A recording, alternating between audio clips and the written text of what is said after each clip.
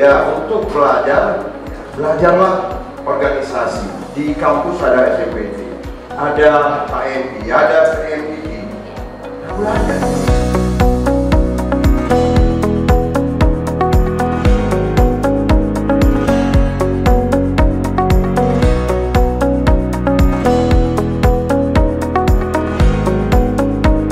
Jangan adik-adik selalu mendengar informasi pemilu curang, pemilihan presiden curang. Kecurangan itu tidak pada penyelenggara. Kecurangan itu bukan hanya pada pemerintah,